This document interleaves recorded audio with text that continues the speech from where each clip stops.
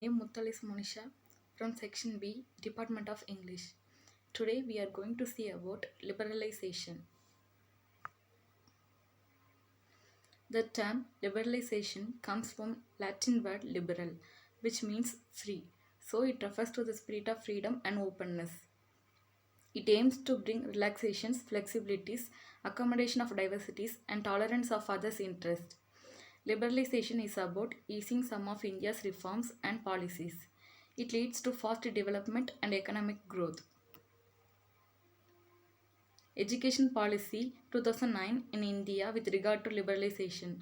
According to the Article 25 of the Companies Registration Act, educational institutions in India can be set up only by trust societies and charitable companies. It allowed nearly 150 foreign institutions to offer courses with India, where a part of the course will be done in India and the rest will be done in abroad. Need and importance. Though India is economically liberal, the education system is not liberal. Education in education, liberalization is important because it promotes innovation, diversities, and access to quality education. Liberalization also encourages competition among educational institutions, leading to improvement in curriculum, infrastructure, and overall quality of education. Impact of liberalization. Positive impact. It facilitates research-based career for both teachers and students, expand supply which is in shortage. It leads to competition among educational institutions. Education sector can become a large chunk of economic source. Liberalization offers students an option of studying close to home. It can save India's immense capital. It also implies the shift of society from industrialization based towards an information based society. It also curbs brain drain, which is also a nation's loss. Negative impact. The international higher education is largely an unregulated market. Without much knowledge or comprehension, students prefer to make use of this service. There may be a risk of fake institutions. The low-end institutions are only there which run institutions for commercial purpose. Some private institutions may not provide high quality education.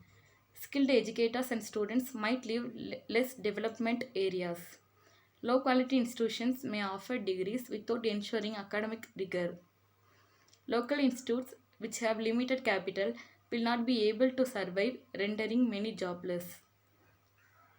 Even though reputed ones will face competition as their national certificates will be less valued.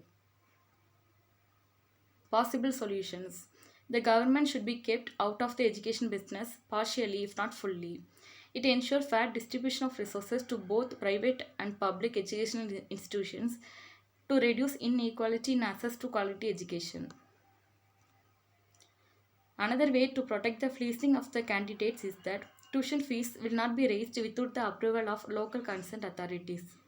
Priority should be given to those students, institutions which have been accredited in their country of origin. The institutions will also be expected to submit the latest audit report of the accreditation agency.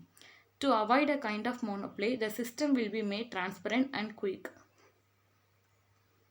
Conclusion. This legislation would encourage transparency and accountability by international universities and organizations.